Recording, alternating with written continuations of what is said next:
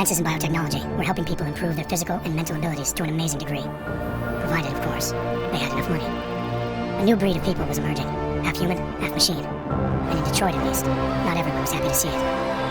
I'd just landed a job as head of security at Sarif Industries, a cutting-edge biotech firm. David Sarif himself handpicked me for the job. Said he needed me to keep his people safe. My ex, Megan Reed, was one of them. Brilliant neuroscientist, Megan had found a way to make augmentation safe and affordable for everyone. All she had to do was present her research to Congress. But the night before her big meeting, my security measures failed. A team of Black Op mercenaries stormed into Sarif headquarters, massacring everyone in sight. 3 of the mercs were heavily augmented walking tanks. Their mission? Take out Megan and her team. I tried to stop them, but their leader tossed me through a plate glass wall. Last thing I heard as his bullets slammed into my brain was Megan's dying scream. I should have died with her. Only I didn't. High-end military-grade enhancements saved my life. The best augmentation Sarif's money could buy. It took me half a year to get a feel for him. Should have taken longer. But 6 months into my recovery, Sarif Industries was attacked again. This time, by a radical group of pro-human purists. Violent, militant, and fanatically opposed to human augmentation. They claimed to be members of Humanity Front, a non-profit organization that wanted the UN to limit biotechnology research. The thugs broke into Sarif's factory and found machinists working overtime on a top-secret military augment called the Typhoon. Sarif sent me to retrieve it, and when I did, I found one of the so-called purists next to it, wired with cerebral implants, trying to download its classified specs. Obviously, something more was going on. The Aug killed himself before I could question him. Sarif ordered me to dig deeper, so with the help of Frank Pritchard, Sarif set up cybersecurity. I did.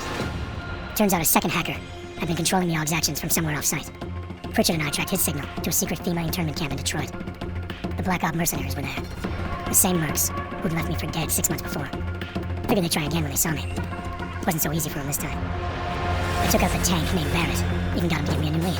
A penthouse apartment in China. Of course, we both knew it would be a trap in the end. Hengsha Island, China. Home to a city so crowded, they had to build a second city on top of it. Trying to find clues in Hengsha wouldn't be easy. Lucky for me, I wasn't alone. Farida Malik, Sarif Industries' ace pilot, had lived in Hengsha before. A good person to have on your side. She knew enough about the place to get me around. Malik dropped me in the lower city, close to the penthouse Barrett had told me about. Bell Tower Associates, a private security firm under contract to the Chinese government, had agents tossing the suite when I arrived. Just not for the reason I'd been expecting. Turns out the man who lived there was a criminal hacker named Van Bruggen. The same hacker who'd been remotely controlling the Aug in Sarif's factory. Van Bruggen's panicked decision to force the man to commit suicide had been a mistake. Now his mercenary partners were gunning for him, and I needed to find him before they did. Locating Van Bruggen meant playing nice with the triads, Hengsha's organized crime lords. They had the hacker holed up inside a low-rent capsule hotel. By the time I found him, Van Bruggen had no qualms giving up the woman who hired him. Zhao Yunru, president of the Taiyang Medical Corporation. According to Van Bruggen, Zhao wanted to monopolize the augmentation industry, and had hired Black Op mercenaries to destabilize her competition. Sarif Industries was at the top of her list. To prove this, I needed to get inside TYM and grab a surveillance hologram off a server. I suspected Van Bruggen was hiding something when he told me this, but nothing could have prepared me for what I saw. Megan wasn't dead. She and her 4 best researchers had been kidnapped, spirited away somewhere while their kidnappers made it look like they were dead. Desperate to learn more, I confronted Zhao in her penthouse. She claimed to be a pawn in a bigger plan, and hinted at a group so powerful it controlled global interests at a whim. Then she slipped into a panic room and hit the alarm, forcing me to make a very quick exit. I figured Zhao was lying, but part of her confession made sense. David Sarif had been worried about his people. So worried, he'd required all of them to have subdermal locator devices surgically implanted. The GPLs would have been broadcasting the day of the attack. But Zhao said a single call to Picus, the world's leader in global 24-hour satellite news, and turned those signals off. I needed to fly to Picus headquarters in Montreal if I wanted to learn more. Eliza Cassan, Picus Communications' first lady of news. Malik thought I was reaching, and I told her Eliza was involved in this. The world's most famous news anchor, working with a mercenary hit squad. But when I confronted Cassan in her office, she freely admitted to jamming Detroit.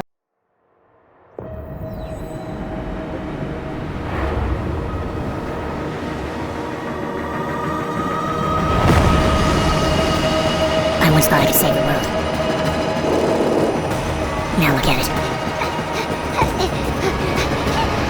In yet another augmented terror attack, 251 passengers aboard Sister Airlines Flight 451 were killed. When an augmented passenger broke into the plane's cockpit and ruthlessly butchered its flight crew.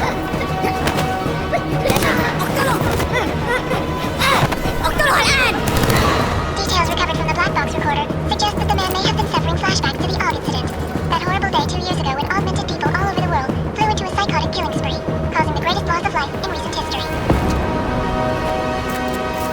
Sometimes, you just have to let go. And embrace what you've become. Not gonna go all wonky on us now, Hansa, are ya? Well, if I do, McCready, I guarantee you'll never see it coming.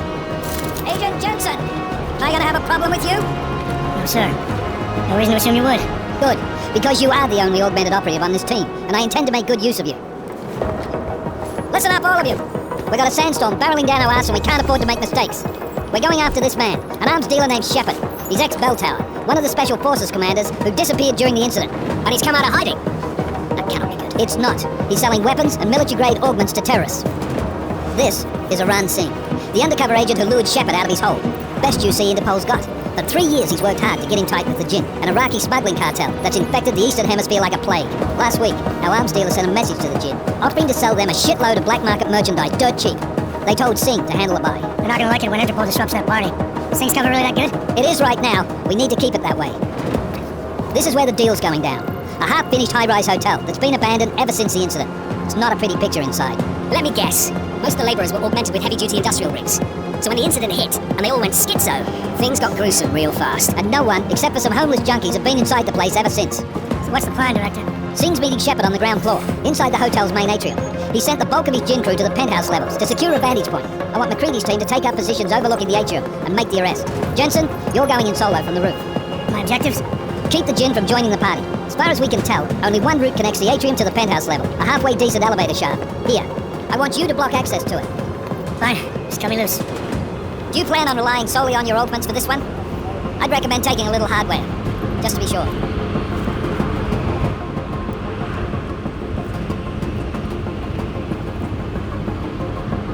I'm not leaving my 6 exposed. Give me something lethal. Your call, but Singh's undercover in all this. So watch your fucking sights. What about range? There's lots of wide spaces and high ceilings in there, but a number of tight and constrained rooms too. So it's a crapshoot, really. Well, I'm not looking to play dice with anyone in there. Give me something with distance. Your call. Less chance of being seen and compromising Singh that way. One last thing, Jensen. Singh said the Jinn are using some sort of portable Wi-Fi device to boost communications. He's got a better chance of maintaining cover if you disable it. I'll keep an eye out for it. But aren't we on the clock here? You said there's a sandstorm moving in. There is, and we got the intel on this mission at the very last minute, so we're scrambling a little. If it comes to it, your number one priority is keeping the Jinn out of that atrium. Copy that. Time to put away your heavy thoughts, gentlemen. We're approaching the target building. You're up first, Jensen. Let's do this. Task Force action. This is Life Leader. Engage host drives and descend to Angel 1-5.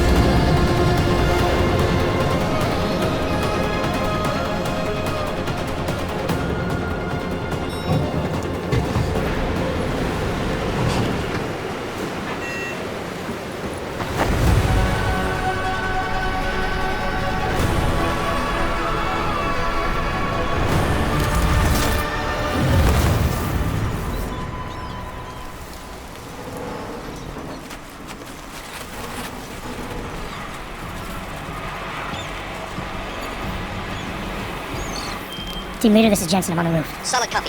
Move into the building. The access route you need to block is at the far end of the penthouses. And keep in mind, the direct route might not be the easiest one. Right.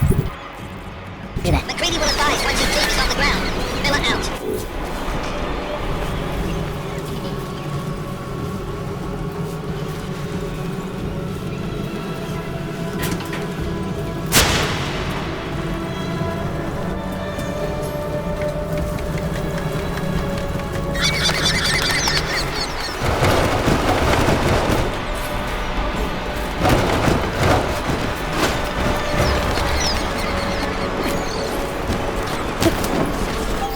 Jensen, we're moving through. Oh, fuck. What's wrong? The Jinn have got a few Jennies up and running. We're gonna have to hack keypads. Should enjoy it, McCready. They have colors and shapes. Just remember, red means bad. Fuck you.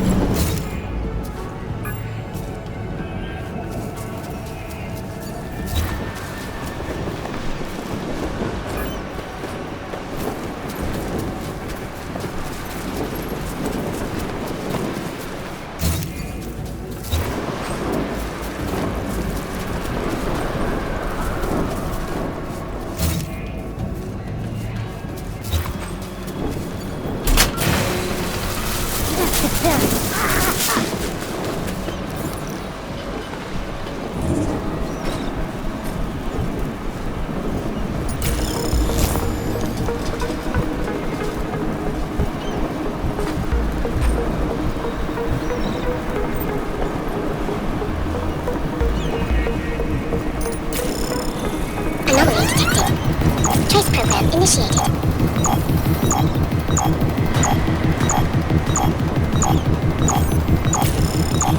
Access granted.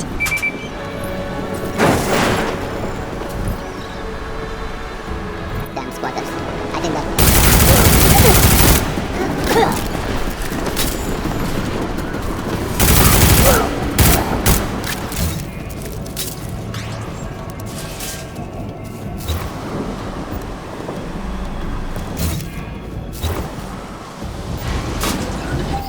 Jensen, Mac, listen up.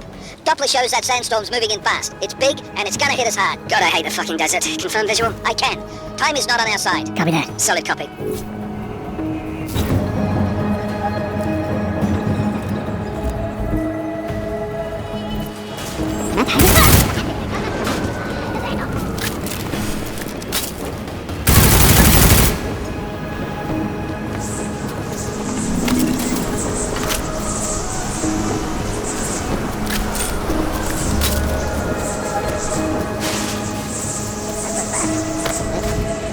Oh, the stuff is